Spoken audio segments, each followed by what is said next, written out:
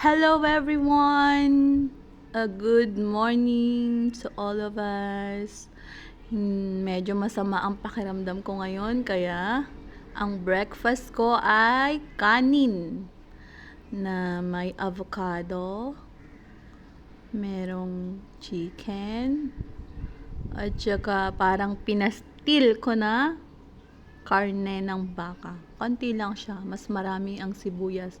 Well, parang sibuyas na may konting baka. Karne ng baka.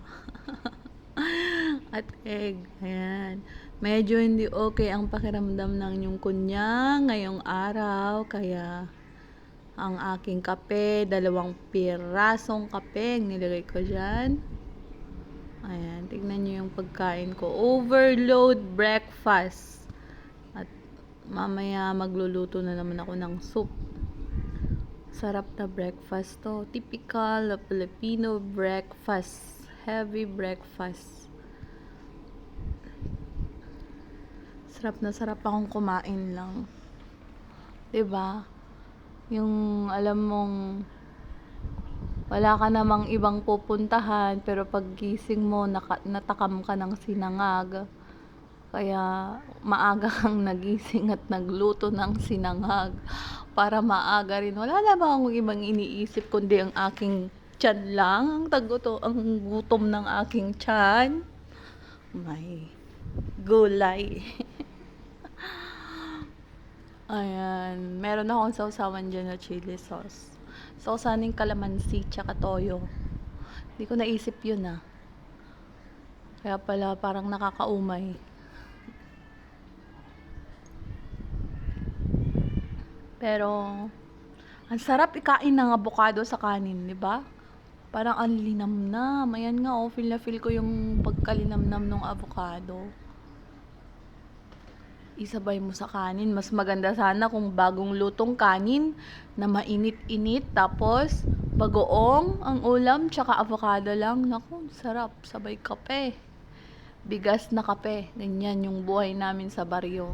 Bigas ang aming kape. Ganyan kami kahirap sa baryo. Yan ang ginagawa ni Inang ko, Esther. Siya yung gumagawa ng bigas na kape. Yung bigas, piniprito niyang ganun kirkirog na, tawag sa Ilocano. Tapos, hanggang namaksot. Tapos, danuman na, ikanan to ti asukaran. Nawan ti asukaran mi. Kasilat ta, nagigup ka ti kape. Tapos sa panagpidot ti naluom nga mangga, di natintin nag-idyawe, pupuon ti mangga no ka, iso ti sidsidaan mi, kun bagoong laeng, no, damo ti alugbati ta, iso ti kudkudutin mi nga lalan, di bulong na, uno kalunay, andiyan, madiskarte ni Inang Esther nga talaga idi.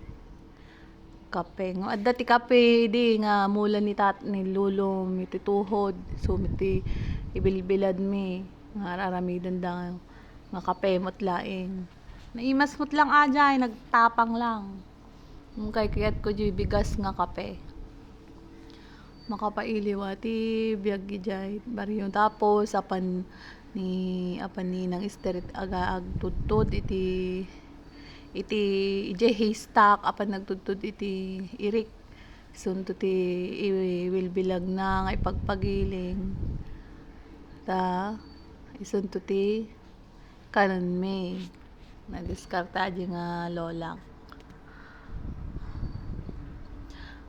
ta manok oy manok kami ama kasi dati kasta itlog kun manok dati itlog pagbibingayan mi talo nga itlog nagado kami nga agbibingay ngum naimas ti mangan nga agbibingayan tapos ni tatay mo't amom ni lolok ni tatay apan nagkita iti ko sili sili di babati di nakagagasang pakbet na ipakbet na iti santol di na alalsam nagimas to di sabaw na nga igup-igupan